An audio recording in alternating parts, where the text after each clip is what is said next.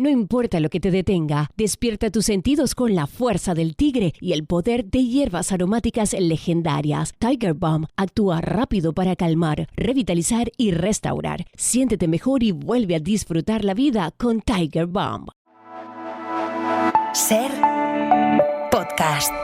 Majestad, buenos días. Buenos días, a mí mismo, por lo menos me seguís llamando Majestad, ¿verdad? Porque es que con la nueva ley ya podríais hacer eso que hacían los Ultrasur en el Bernabéu al Mono Burgos, ¿no? Cuando sacaba de puerta, ¿te acuerdas? Sí, me acuerdo. Cabrón. Sí. Lo dice usted porque el PSOE y Sumar han sacado del cajón la reforma del Código Penal para eliminar, por ejemplo, las ofensas a los sentimientos religiosos, pero también los delitos de injurias a la corona. ¿Qué le parece? Yo creo que si hoy, con la ley todavía en vigor, los Borbones ya somos muñecos de pim pam pum, ahora con la ley es que van a poder hacer lo que quieran. Sí, porque ya se dice lo de los Borbones a los tiburones. Exacto, y a partir de ahora que, pues, es que yo vengo soportando, chico, la mofa y la befa del populacho desde que era príncipe, ¿no? ¿Te acuerdas, por ejemplo, de qué? De cuando le decía eso de ¿por qué llaman a Juan Carlos el Rey Cuchara? ¿Por qué llaman a Juan Carlos el Rey Cuchara? No me acuerdo. Porque ni pincha ni corta.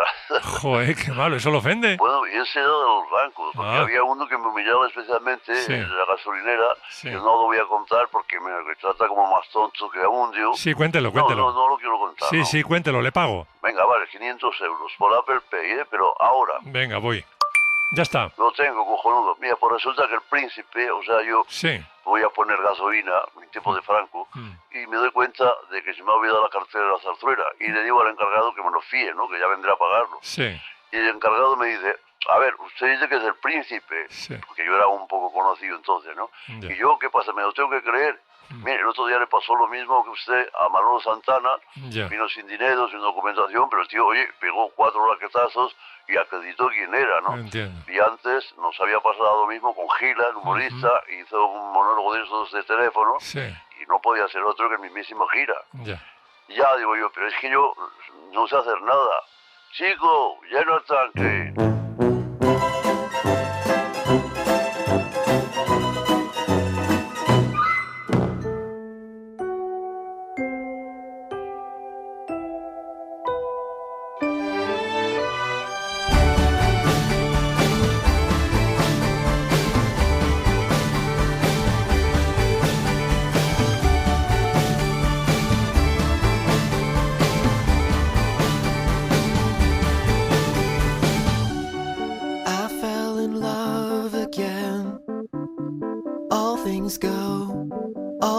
Go, drove to Chicago.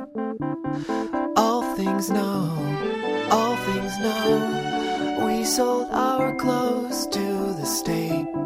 I don't mind, I made a lot of mistakes in my mind, You came to take us, all things go.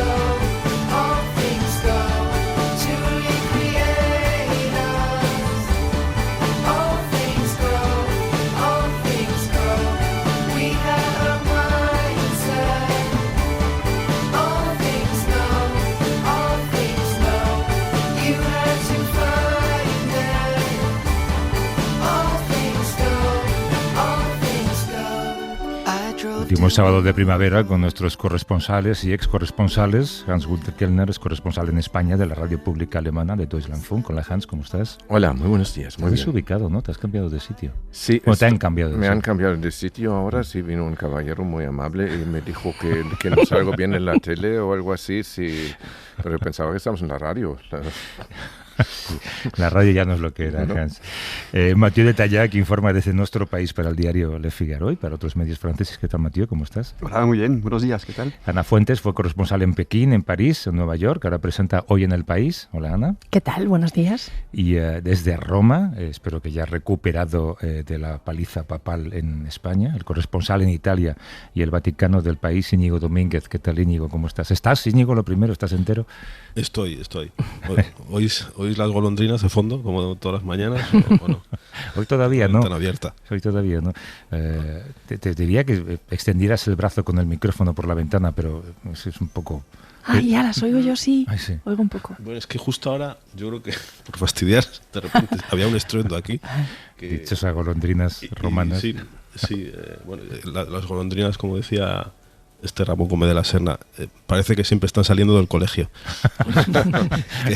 ¿No? Hay este estruendo que es muy alegre. Corre que te corre. Pero es que hasta hace un minuto te juro que estaban así. De repente es como que, no sé, se han callado. Bueno, saben que estamos en directo. Sí, ¿Qué ha pasado con los cafés? ¿Ha habido aquí una ceremonia de intercambio de cafés? No. ¿Quién ha traído cafés? Hans ha traído una bandeja con cafés sin dueño. Y ha dicho, ¿alguien quiere café? Y no le ha puesto azúcar por si acaso. Es que él es así, es amoroso, sí. y ya está. Después de rechazar el mío, Ana, no me cuentes bueno, a ver, todo. porque el de aquí me gusta menos. Ya está, es que me hacéis pronunciarme todo el rato. ¿Pero qué pasa, Hans? ¿Que estás en espíritu veraniego? Porque no suele Bueno, una vez sí, ¿no? Me sorprende que a ti te sorprenda que yo sea capaz de gestos amables. Me he levantado así y me he ido a por un café y pensé, bueno, pues mira, igual como te compras uno, te compras dos y alguien en el equipo que hará un café seguramente. Y donde hay dos, puede haber tres, ¿no? No, está muy bien. Bueno, la siguiente vez sí. Ya. ¿Sabes qué pasa? La siguiente vez vamos a esperar que traigas cafés, con lo cual vas a quedar mal a partir de ahora. Salvo que siempre traigas cafés. Sí, eso de quedar mal tampoco es un problema para mí. Oye, ¿cómo estás, Íñigo? ¿Has descansado un poco? He descansado, pero porque es sábado ya llevo una semana descansando, pero era lo que hacía falta. El otro día te contaba, ya que charlamos un rato, que atravesé la Puerta del Sol después del programa y de repente nos cortaron el paso a todos los que estábamos por allí y la policía formó como un pasillo justo delante del edificio de la Presidencia de la Comunidad de Madrid.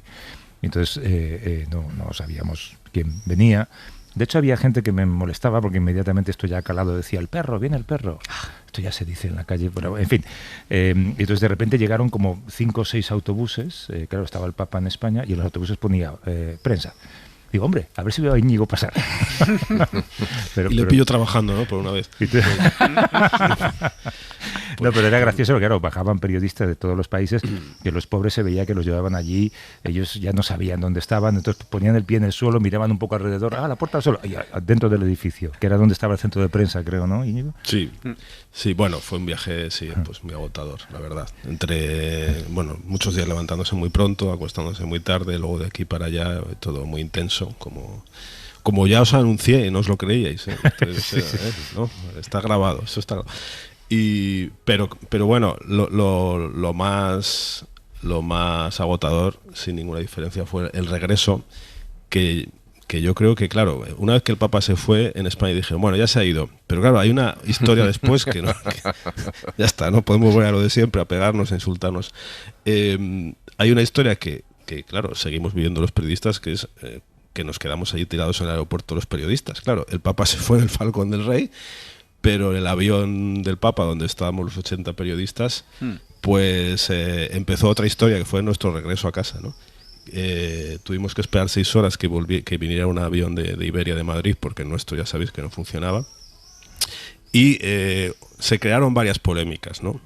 Una de ellas, no menor, es esta del retraso de 6 horas, pero también empezó a haber mal rollo con, pues el Papa se podía haber despedido, por lo menos, ¿no? O sea, tener el detalle de acercarse a la parte de atrás a saludarnos, decir, oye, chicos, lo siento, mira, el rey me ofrece el avión, yo me voy, aquí os quedáis, lo siento mucho, que espero que lleguéis bien a casa, pero bueno, se fue así, ¿no? Que yo tampoco le di mucha importancia, porque yo lo que creo que pasó es que cuando nos dijeron que había un problema parecía que se iba a resolver en un rato, ¿no? Entonces vino el rey a buscar al Papa al avión, bajaron, pues yo qué sé, le diría, venga usted a la sala VIP a esperar, que es más cómodo.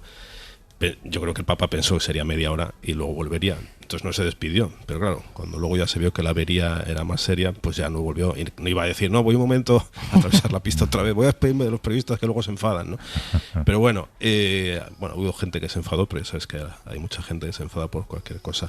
Pero luego al volver, que llegamos a casa a las 4 de la mañana más o menos, después de habernos levantado a las 5 concretamente, al día siguiente enseguida empezó el chat de los periodistas Vaticano a arder con, primero, reclamación a Iberia, ¿no?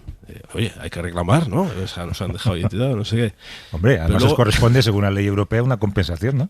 Claro. Iberia inmediatamente, debo decir que respondió inmediatamente que sí, que nos iba a devolver el dinero, etcétera, y ya eso, pues yo he hecho mi solicitud, pero no me ha llegado todavía. Pero bueno, algunos compañeros sí.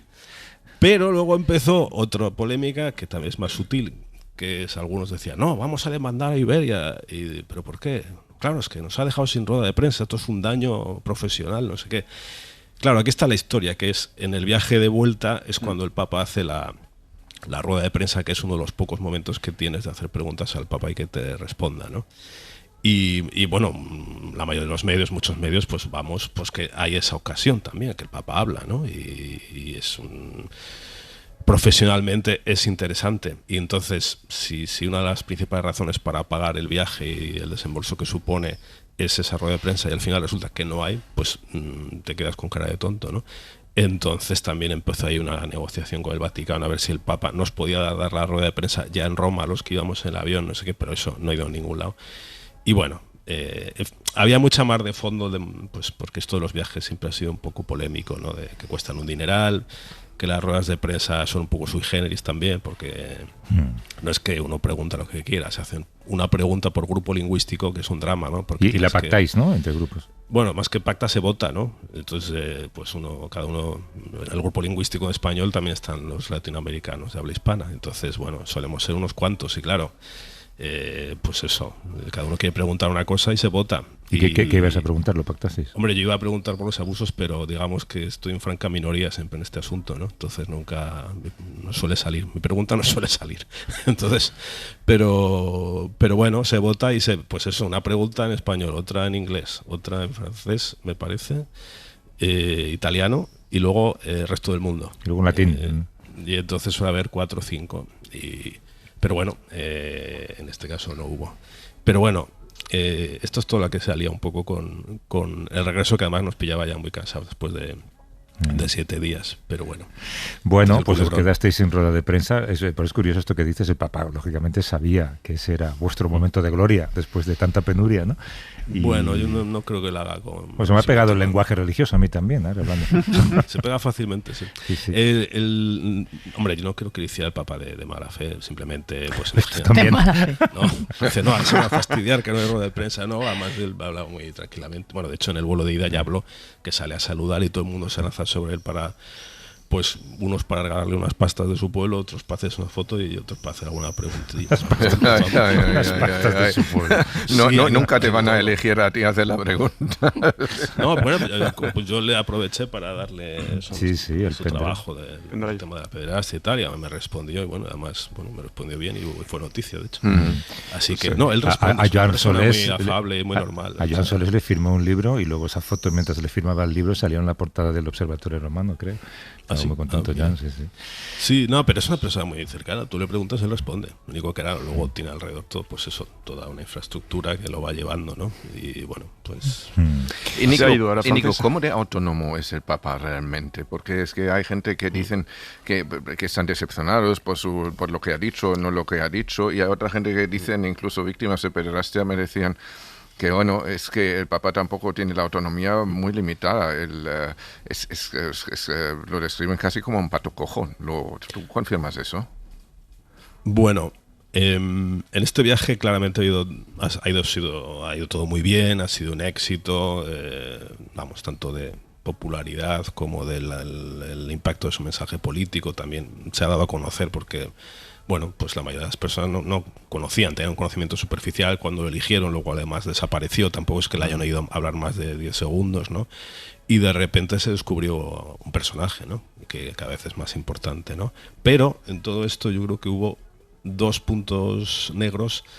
Uno es precisamente este de los abusos y otro es en algún momento que se vio que había problemas en los discursos, ¿no? Precisamente por esto que tú dices, porque el Papa no es completamente autónomo, es decir, lo organiza mucho y bueno, que es normal, porque ¿cómo va a organizarse él solo un viaje a España, ¿no? Pues la organización del viaje depende de la Iglesia Española, que es la que es, y luego de la Secretaría de Estado Vaticana, que es un poco el gobierno de la Santa Sede, que también es el que es.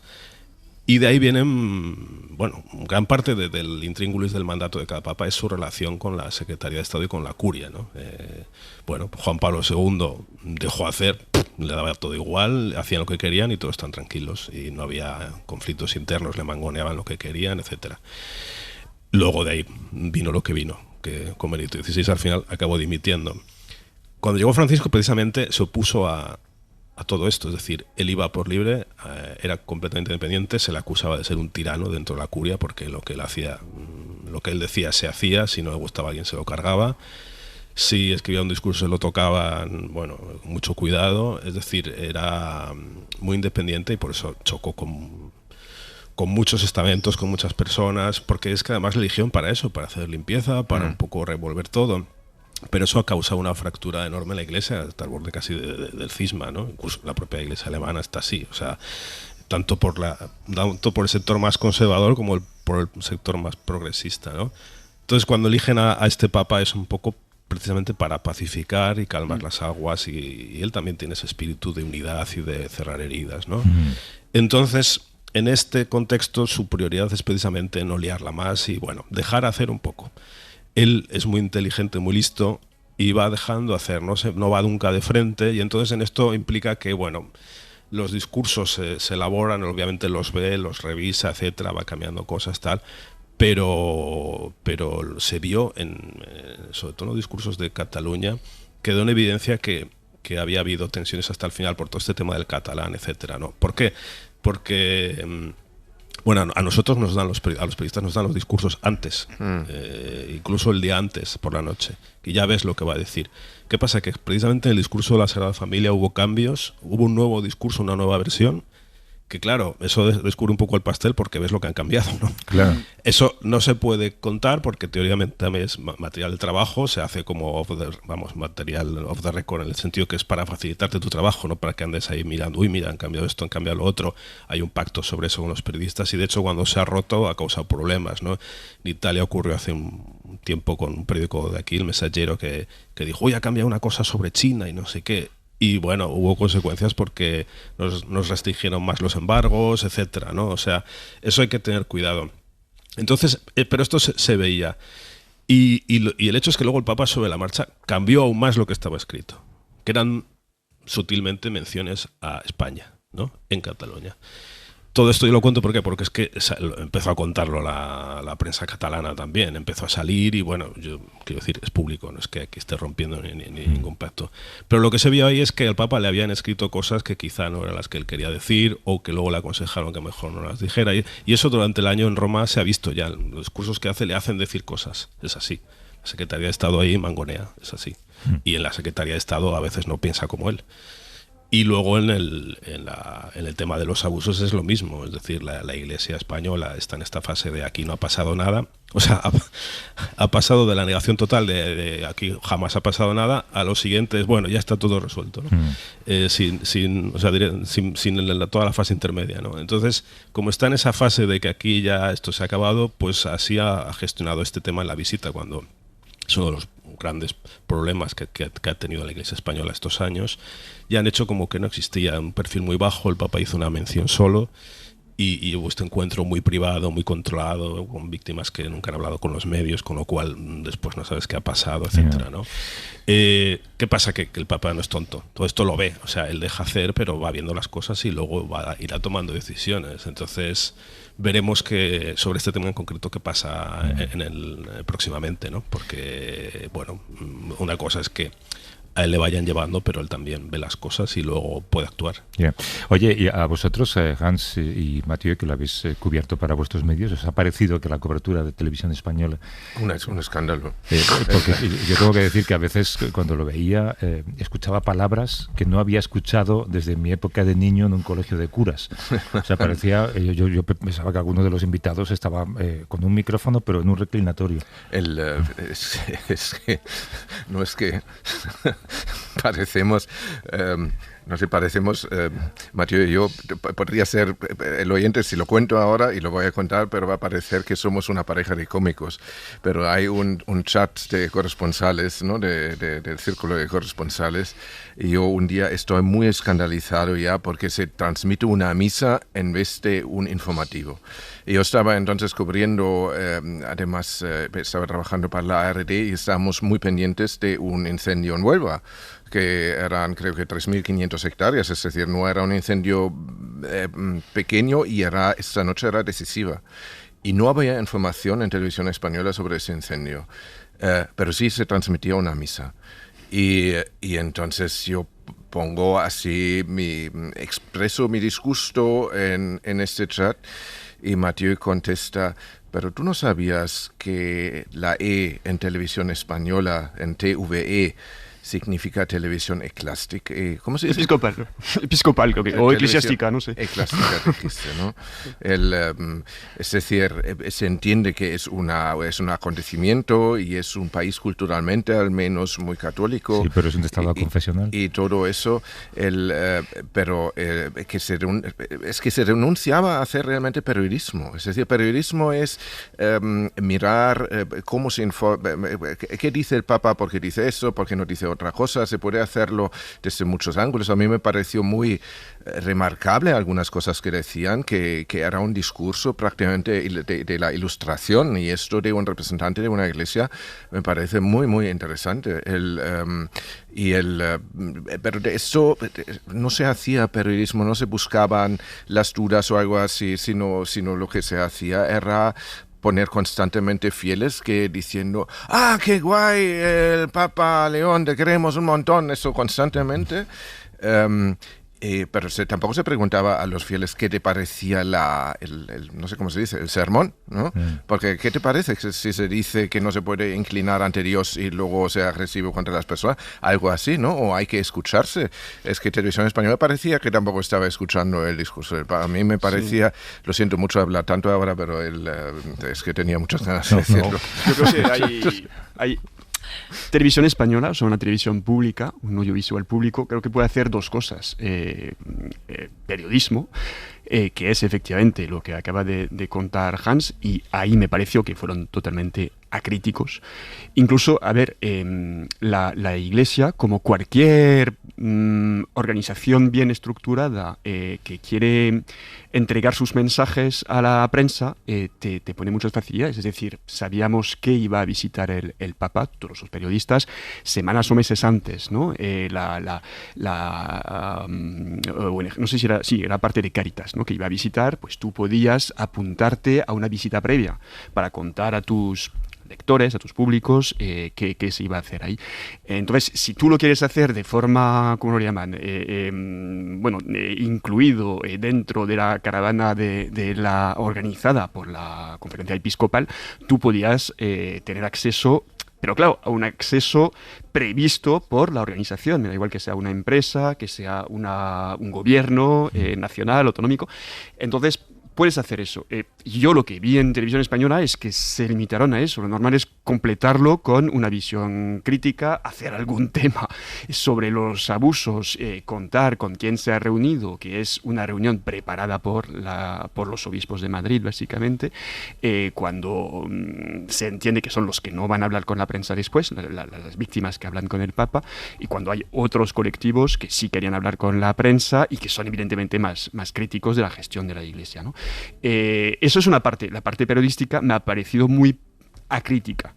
Y luego, una televisión pública, incluso en Francia, que somos constitucionalmente laicos, que es un paso más que aconfesional, la televisión pública sí que difunde misa todos los domingos, y es algo polémico. Alguna vez al año lo publican. Emiten también ceremonias de otras religiones. Pero bueno, no es en un tiempo de informativos, evidentemente, y es un espacio que no se considera religión, pero que se considera que pues hay una parte importante de la población que es ofrecerle un servicio público. Es polémico, pero se hace. Yo entiendo que Televisión Española lo puede hacer, pero a mí me ha faltado un poco esa diferenciación. Ahora estamos en un espacio de emitimos como servicio público a gran parte de la población española que se interesa por esta misa, y en otro momento estamos haciendo información que debe ser interrogar la versión oficial, hablar de la versión oficial y ir a otra. El Papa va a Francia en septiembre, así que será sí, podemos comparar, sí. No, ¿tú cómo crees que va a hacer allí la televisión pública? Porque claro, estarán pensando ahora cómo lo hacen, ¿no? No sé. Pues no lo sé, no me lo he preguntado mucho, pero imagino que van a retransmitir muchos actos, no sé si todas las misas. No sé si van a desplazar, es buena pregunta, si van a desplazar el telediario de las 8, por ejemplo. Oye, eso también lo están haciendo con el Mundial, ¿no? Que también se puede... otra religión, claro. Reducir el telediario eso se hace en Francia también, ¿eh? Reducir el telediario al espacio que te dejan en el descanso es... Pero no hay descanso en la misa. Claro, la misa sí. Se va a la nevera. A lo mejor había que plantearlo, ¿no? Una pista de... Recuerdo algunas misas muy largas en mi infancia. Un buen recreo habría venido bien. Bueno, pues nada, que España ha descubierto a un papa que le cae bien, ¿no? Es como Íñigo resumió la visita. Íñigo, ¿estás preparado ya para pasar página? ¿Qué páginas? Yo ya dentro de 2 semanas me voy a Lampedusa otra vez con él, porque tiene un viaje a Lampedusa que es además significativo porque va a la isla de Lampedusa, que es un poco el símbolo de la inmigración, del drama de la inmigración en el Mediterráneo, como sabéis.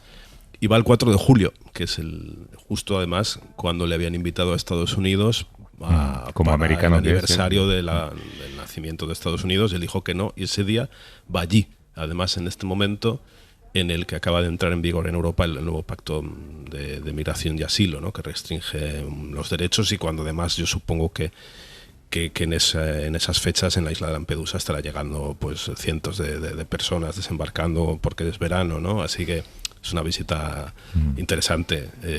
Bueno, este Papa ya ha cogido velocidad de crucero y ya tiene muy claro hacia dónde va. Y bueno, en septiembre va a Francia también, veremos, también será muy interesante. Pero él está ya es un antagonista moral de Trump y todos estos tecnozumbados de esta especie de fascismo tecnológico que nos quieren que por cierto, imponer. Íñigo, una curiosidad, porque está esta polémica de Meloni con Trump. Trump mintió diciendo que Meloni le había rogado sacarse una foto con él y que por pena lo hizo, se sacó la foto. Entonces Meloni ha publicado este vídeo en el que dijo que ya jamás le pidió una foto. Ha sido muy fuerte. Pero mi pregunta es, ¿alguien en la oposición se ha puesto del lado de Trump, digamos? ¿Alguien ha criticado a Meloni por rogarle una foto a Trump? Que es lo que aquí habría pasado si Trump se lo hubiera hecho a Pedro Sánchez, por ejemplo. Pues no, aquí ha habido una solidaridad, general y unánime, empezando por el presidente de la República, que llamó a Meloni para darle su apoyo, y luego pues la oposición diciendo que esto es inaceptable. Hombre, a lo mejor introducían algún matiz de, bueno, esperemos que ahora ya deje de tener esta actitud de permisiva y demasiado de pelota, con Trump. Pero la reacción ha sido de solidaridad. Pero ha sido bastante llamativo, como pues ese hombre siempre sorprende, porque es que cada vez hace cosas más locas, ¿no? Con Meloni la situación era rara, y precisamente volvemos a lo de antes. La ruptura con Meloni empieza por el Papa, precisamente, porque cuando Trump ataca al Papa en abril, esto le pone una posición muy difícil a Meloni, porque un primer ministro italiano ante un ataque al Papa no puede estar callado. O sea, en Italia es muy importante, tanto para creyentes como para no creyentes, pero bueno, es un poder más también. No puedes hacer como si no pasara nada. Y entonces ahí Meloni por primera vez respondió a Trump. Y venía ya de lejos. ¿Por qué? Porque Meloni perdió un referéndum en marzo muy importante, una reforma de la justicia. Lo perdió precisamente porque fue también en parte un voto de castigo a su cercanía a Trump y a seguirle en todas sus locuras, y la guerra de Irán y Gaza y todo, ¿no? Y cómo se ríe el derecho internacional. Entonces ahí Meloni comprendió que tenía que empezar a desmarcarse, y empezó a hacerlo, ¿no? Entonces de repente Trump se metió con ella, Y justo esta cumbre del G7 había esta incógnita de qué pasaría, ¿no? Entonces, el primer día, desde el gobierno italiano se vendió un poco que había habido una especie de reconciliación, pero lo que hace Trump al día siguiente es cargárselo, decir que le había pedido una foto, que le imploró por una foto, que le dio pena, que entonces se la hizo. Y la reacción de Meloni ha sido muy sorprendente, porque ha hecho un vídeo hablando ella, que colgó en redes, diciendo, primero, que se lo ha inventado todo. O sea, que un primer ministro de un país europeo ya directamente diga del presidente de Estados Unidos, se ha inventado todo. Mentiroso. O sea, se ha inventado todo, lo ha dicho así, dice, estoy asombrada, se ha inventado todo.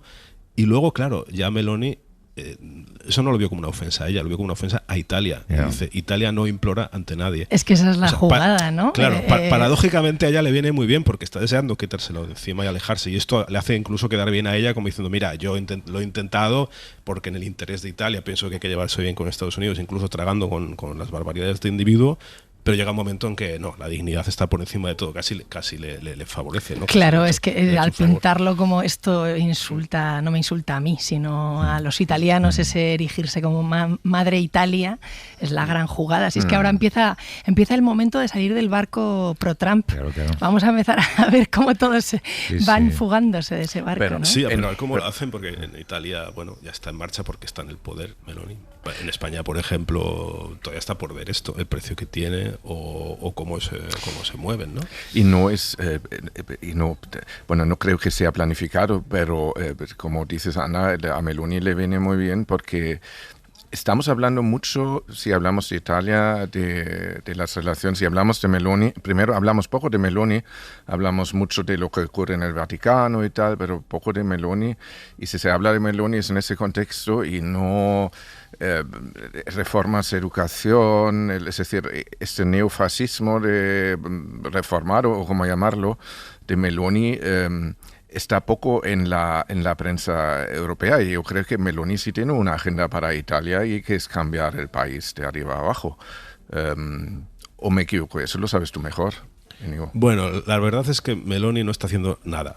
Y es increíble porque es la primera vez que un gobierno italiano tiene una mayoría absoluta para hacer lo que quiera realmente. O sea, pero lleva 4 años y no ha hecho nada. Pero nada es nada, ¿eh? O sea, ha gestionado, lo único es que ha conseguido durar, que eso es un logro en Italia, o sea, y eso ya va a ser el más longevo en septiembre, y eso es un logro, pero ha desperdiciado una ocasión histórica, incluso aunque fuera para hacer fascistada, pero es que pero es que tenía grandes reformas que no ha aprobado ni una, ha gestionado las cuentas, que eso es bastante, en el sentido de que sorprendentemente se ha mostrado muy colaboradora con Europa, etcétera, pero no ha hecho nada de lo que decía que iba a hacer y tampoco ha hecho ninguna gran reforma memorable. Entonces hay una contradicción ahí pues sí, o sea, ella en su cabeza planteaba una especie de transformación del país que no se ha visto en nada. Sí que hay detalles, hay tics, y luego tiene de vez en cuando para su público dice alguna tontería. Lo que pasa es que ella está buscando casi más bien convertirse en la derecha más hegemónica, más tradicional, porque ha desaparecido, entonces la está ocupando ya ese espacio. Entonces tiene que moderar su extremismo, porque además a ella le están saliendo extremismos a su derecha. Tiene de a 2 o 3, acaba de salir otro, porque eso funciona así, ¿no? Si tú no eres muy de extrema derecha, siempre vas a ir a alguien que dice una barbaridad más grande que tú. Pero ella está viendo que electoralmente lo que le interesa es ocupar más el centro. Entonces, bueno, de vez en cuando dice alguna tontería, pero... Hombre, pero con los inmigrantes, y lo has cubierto tú muy bien, aunque ha fallado bastantes veces en Italia, sí que ha conseguido que en la mesa europea se haya adoptado lo de tener centros de transición para expulsar a los migrantes países terceros, ¿no? Eso, sí, eso bueno, ella sí abrió un poco ese camino, lo abrió con lo de Albania, pero es que, sí, pero lo de Albania ha sido un desastre. O sea, lleva ahí 2 años... Está medio vacío, está gastando un dineral. En Italia todo el mundo ha asumido que esto es un disparate. A ver ahora si lo reactiva. Pero yo creo que Europa simplemente es que la ola era esa. Y entonces ella obviamente ha aparecido como una especie de pionera. Pero ahora es una idea aceptable, por lo visto. Sí, no por nosotros. Pero sí. Porque es una corriente europea. Y de todas maneras, sí, lo de la inmigración es donde más ha incidido, porque es una bandera muy reconocible. Y además es, digamos que es fácil, entre comillas, decir, aquí no va a entrar nadie, bombardearemos a quien venga, cerraremos los puertos. Eso ya lo decía Salvini hace 6 años. El peligro, Íñigo, de lo que dices es que se quiera la ultraderecha desmarcar de ese trumpismo, que ya es una especie de turbofascismo, que es una pantomima, no hay más que ver la celebración del cumpleaños de Trump, ¿no? Querer desmarcarse de todo eso. Sin embargo, por debajo, la agenda de Europa, la agenda de la derecha cada vez se ha corrido más hacia la ultraderecha. Ese es el problema, que nosotros hablamos de titulares y de estos mensajes que se intercambian en redes y cuando se amigan y cuando se separan, todos estos líderes populistas de derecha y de ultraderecha, pero lo que queda en los documentos y lo que queda en las políticas, que es lo que estamos viendo con la inmigración, es cada vez más xenofobia, por ejemplo, ¿no? Sí, eso está claro. Lo que pasa es que también Meloni está pensando en sus elecciones, que serán en unos meses o en 2027, y los sondeos están así. Entonces, ahora ella se está moviendo en consecuencia. No sabe qué va a ocurrir. Es que el año que viene va a ser tremendo, ¿eh? Hay elecciones en todas partes. Sí, en España, sí, efectivamente. No, pero está claro que la tendencia europea es esa, porque la inmigración se vive así como un problema y se está enfocando de esta manera. Obviamente Italia ahí ha pesado mucho, pero es un problema muy mal resuelto, porque aquí, bueno, son parches. Yeah. Y la regularización que ha hecho en España el gobierno de Pedro Sánchez, aquí es, o sea, igual que en España ONGs, Cáritas, la Iglesia piden a gritos algo similar desde hace años, aquí es así, pero electoralmente no lo puedes vender. ¿Y qué ha hecho Meloni? Hacer lo mismo de tapadillo, porque tiene un sistema parecido que ha aceptado 500.000 de inmigrantes en estos 3 años, con un sistema que les deja entrar. Lo más que les deja entrar y luego se quedan en la ilegalidad. O sea, está haciendo trampas, digamos, porque sabe que la economía italiana los necesita, pero lo que no quiere es regularizarlos. Entonces se crean unas bolsas de trabajo negro gigantescas. ¿Has visto, Ana, lo que ha hecho Trump después de que le obligaran a quitar su nombre del Kennedy Center? Un juez le obligó a quitar el nombre, él lo había renombrado como Trump Kennedy Center. Entonces construyeron un andamio para cumplir con la orden judicial, cubrieron ese andamio con una lona, quitaron el nombre, como establecía el juez, pero han dejado la lona puesta para que no se vea que han quitado las letras. Es como un niño abusón mentiroso. Mira, llevo toda la semana viendo los clips de las celebraciones de su cumpleaños, de la lucha, de él saliendo como el emperador romano al balcón con este amigo suyo, que es el Dana White, ¿no? El jefe de la mayor organización de artes marciales mixtas. Viendo los comentarios de la gente que sigue este tipo de artes marciales y las teorías de la conspiración, de que sí, claro, Topuria se dejó ganar, porque, bueno, estas cosas, ¿no? Y también viendo los mensajes de Trump en su red social, en Truth Social. Y hablabas de que se comporta como un niño, pero es que cada vez se supera más. O sea, había un mensaje que ponía sobre el discurso que va a hacer y las celebraciones del 4 de julio, a estas a las que no va a ir el Papa porque se va a Lampedusa, ¿no? Y decía, yo daré un discurso de apertura que no te querrás perder. Eso es de invitación de cumpleaños de niño de 8 años. Sí, decir, no vas a querer perderte. La estrella seré yo, dijo. La estrella seré yo. Esto es un uso de las instituciones que ya pervertido, ya no nos vale esa palabra. Ha sobrepasado el ridículo. Totalmente. Es decir, que podemos hablar en un plano humorístico. A mí me encantan, ya sabes, los late shows de Estados Unidos y han sido muy graciosos esta semana. Los cómicos, incluso gente de derechas ya decía, pero vamos a ver, nos han metido en una guerra, no ha valido para nada y ahora salimos con una paz rara pagando muchísimo dinero. O sea, la propia gente que le apoyaba se ríe un poco de él. Pero pensemos en, madre mía, que es Estados Unidos, que ahora ya, qué tipo de imagen y de las instituciones y de lo que está gastando de dinero público en celebrar este tipo de cosas. Por eso los 2 próximos años son muy interesantes después de las elecciones de noviembre, sí, para ver cómo la gente, cómo los políticos del mundo salen de esa centrifugadora que tú decías, ¿no? No va a ser fácil, ¿eh? Que por cierto, uno de ellos sería, no sé por qué me viene a la cabeza Aznar, que has estado con Aznar, Mathieu. Está 1 hora con Aznar, sí, entrevistándole. Sí. ¿En serio? Sí, he estado entrevistándole, me ha dado buenas ¿Dónde? Buenas frases. ¿Te has pedido un día libre serie de la FAES. Bueno, me pidió un día para editar la entrevista, porque tenía buenas frases. O sea, ha sido muy contundente, sobre todo. Yo creo que da una idea de... me recibió, preguntaba Ana dónde, pues en su despacho de la Fundación FAES. Él interviene como eso, ¿no? Como su despacho. Como expresidente. ¿Qué fotografías hay? Cuéntamelo.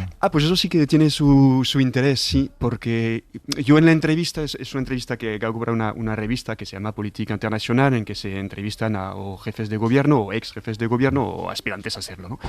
Y hay siempre una introducción bastante larga en el que en este caso pues hablo de Aznar y de la situación política en España. En vez de decir Aznar ha gobernado de tal año a tal año, describí su despacho y las fotos que tienen y las cartas que tienen. Y creo que describe bien a José María Aznar ahora, es decir, asume totalmente las partes más polémicas de su gestión, sobre todo la política internacional, es decir, tienen marcadas una carta de George W. Bush y otra de Blair, felicitándole por su compromiso con la guerra de Irak. Tiene un montaje que definí como casi kitsch, en el que se ve, porque es un montaje como muy artesanal, en el que se ve a Reagan, a Thatcher, al Papa Juan Pablo II y a él en una especie de continuidad. Un collage. Sí, es un collage, exactamente. O sea, ha hecho un collage. Como no sé si lo ha hecho, si lo han regalado, pero... Con patitos de goma, pero lo ha hecho con figuritas de políticos. Entiendo que no lo ha hecho él, será un regalo o lo que sea, pero no le he preguntado directamente. Pero ¿No hay alguna foto, por ejemplo, de Colin Powell con la probeta demostrando que hay armas de destrucción masiva? Eso no lo he visto, pero me parecía que describía bien a cómo él se quiere definir o cuáles son sus figuras de inspiración. A cómo él se ve, ¿no? Algo así, sí. Y luego, pues, no sé, si quieres que te diga... Superado el egocentrismo, exacto. Las conclusiones yo las dejo para el lector. Pero yo describo eso. Bueno, titulares... a ver, yo creo que sí. Ahora yo creo que nos da pistas de cómo está la derecha española, que puede hablar con la libertad de no estar ejerciendo ni aspirando a ejercer, ¿no?, las responsabilidades. Entonces, la ofensiva con el gobierno de Sánchez es absoluta. Él ha dicho que el PSOE ya no es un partido, sino la secta de un populista y sus seguidores. Que el grupo que llegó al gobierno para ser una banda extractiva y extender toda la corrupción todo lo que pueda, y la presentación de las próximas elecciones... Lo que diga él es que con todos los ministros que llevan la presentación de las próximas elecciones, y creo que da una pista de cómo se puede plantear el PP. Las próximas elecciones serán constituyentes. Su tesis es, por una parte está el PSOE y sus aliados. El PSOE ha dejado de ser, en opinión de Aznar, uno de los dos partidos pilares de la Constitución, y entonces tiene el proyecto, él y sus socios, el PSOE y sus socios, de hacer de España una confederación de repúblicas. Eso no se dice abiertamente, pero es la tesis de José María Aznar. Y entonces ahí son, en su opinión, elecciones constituyentes, que no se llamarán así, pero que si tú votas al PSOE y sus socios tendrás un proyecto de reforma de la Constitución incluido en esas elecciones, y si tú votas al PP, que es la única alternativa según Aznar, pues tendrás un reforzamiento de la Constitución del 78. Que por cierto, hablando de esto, ¿os acordáis que a Aznar le hicieron consejero de News Corp, Rupert Murdoch? Como pago a los servicios prestados. Rupert Murdoch es el dueño de Fox News, que es la cadena ultraconservadora americana. Publica el diario.es que Aznar ha cumplido ya 20 años como consejero de News Corporation y ha cobrado en este tiempo más de $5 millones. Supongo que por una reunión anual debe ser, ¿no? Porque esto tampoco es un trabajo de 9 a 5. En este caso, claro, lo interesante va a ser pues cómo todo eso se ha reflejado, ¿no?, en la hacienda pública, cómo lo ha declarado, qué tipo de actividad ha tenido, que es lo que yo creo que de todo lo que está ocurriendo ahora también con Zapatero, pues vamos a tener que extraer, ¿no? Cosas que debemos pedirle, exigirle a los dirigentes, ¿no? Porque al final poner la lupa sobre uno es muy útil y es muy interesante, por supuesto, pero habrá que ponerlo también sobre todos, ¿no? También haciendo la retrospectiva, ¿no? qué tipo de labores ha declarado y cuáles no. Yo le he preguntado como compañero de oficio de Zapatero, es decir, como expresidente, ¿considera usted que está suficientemente regulado la posición de expresidente del gobierno, o que había que decir qué se puede hacer y qué no se puede hacer, o que la normativa actual es suficiente? Él considera que la normativa actual es suficiente y que uno se tiene que comportar conforme a la ley. Bueno. De nuevo la autorregulación de los mercados. ¿Cuándo sale la entrevista, Matías? ¿Perdón? ¿Cuándo sale la entrevista? Ya está. Politicainternacional.com, está en abierto, tienes que hacerte socio, pero es gratis. Si hablamos de la lista de las empresas para las que trabaja Aznar y hace lobby, es mucho más larga. Es News Corporation de Murdoch, Centaurus Capital, que es un hedge fund. E insisto, mientras todo sea KPMG, legal y declarado, pues estamos hablando de una cosa, pero... Latham Watkins, que es un despacho de abogados, que dicen que lo hace como asesor estratégico internacional, especialmente en cuestiones políticas, regulatorias y geopolíticas. Tampoco lo hará gratis. Será una llamada al año y a lo mejor es una justo, pasta, ¿no? Claro, esto no es un delito. Pero si hay un buen sueldo como expresidente. Y luego hay unas labores de ser consejero, estar en consejos de administración de ciertas empresas, como ocurrió con Shroda en Rusia, Justo, sí. que pueden llevar a tu país a estar encadenado a Putin en términos de energía, y que cuando de repente Rusia invade Ucrania, a ti se te cae el alma al suelo. Al final no solo es que tú vayas a dar una charlita a una universidad americana. Al final es que todo esto lo que denota es que estás pillado. Estamos pillados por ti. Quiero decir, esto es lo que ha pasado en Alemania. Ha sido un debate muy interesante, ¿no? Sí, sobre todo el tema de Schröder es interesante. Yo estaba mirando si lo que supuestamente hizo Zapatero, si esto fuera, es decir, si ha hecho lo que es la tesis de la policía, ¿no? Que sobre lo que solo hay indicios y no estamos hablando. El propio juez de instrucción dijo que es un caso embrionario, y yo he hablado con expertos en derecho penal que conocen bien Alemania y me dijeron que esto en Alemania ni siquiera habría salido a la prensa todavía. Es decir, aquí se han publicado el auto. El caso es que Schröder hizo trabajos muy parecidos. Lo que pasa es que en Alemania el delito de, ¿cómo se llama eso? De transferencia de intereses o... Conflicto de intereses.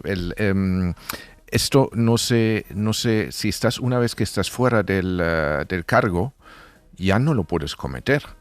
No, es decir, solo en el ejercicio del cargo de poder. Solamente en el ejercicio. Pero eso es una ficción. Eso es una ficción para sentirte limpio. Claro. Porque en realidad tú vas a tener unos contactos que te llaman. Porque Schröder nunca... Claro, pero es que esto ocurre siempre con los expresidentes. Me dijo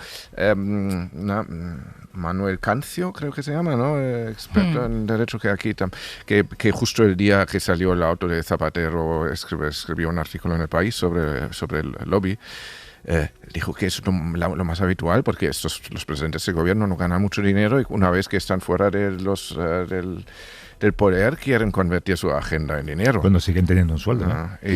Vitalicio. Y entonces Schröder nunca fue investigado por lo que hizo. Nunca se preguntó si Schröder, una vez fuera de la Cancillería, habló con políticos para que el conducto de gas se materializa o no. Nunca ha sido investigado. Dos cosas. Primero, distingamos, el delito es de tráfico de influencias. Sí, es decir, eso es no es lobby. Hacer lobby es legal. Otra cosa es que sea legítimo. Le preguntaste a Aznar qué pasó, que por qué fue asesor de Endesa, empresa a la que mismo privatizó. Eso creo que lo pregunté hace años, que le hice otra entrevista.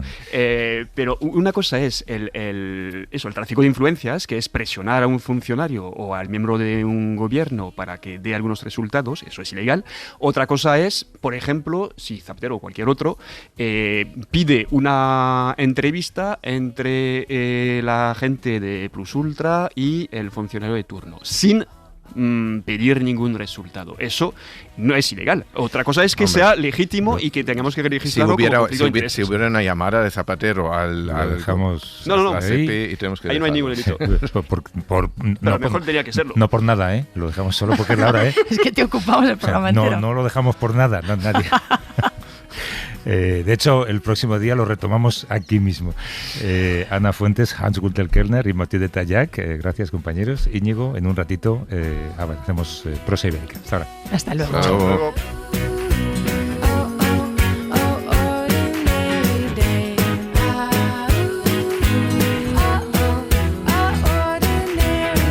Para no perderte ningún episodio, síguenos en la aplicación o la web de la SER, Podium Podcast o tu plataforma de audio favorita. No importa lo que te detenga, despierta tus sentidos con la fuerza del tigre y el poder de hierbas aromáticas legendarias. Tiger Balm actúa rápido para calmar, revitalizar y restaurar. Siéntete mejor y vuelve a disfrutar la vida con Tiger Balm.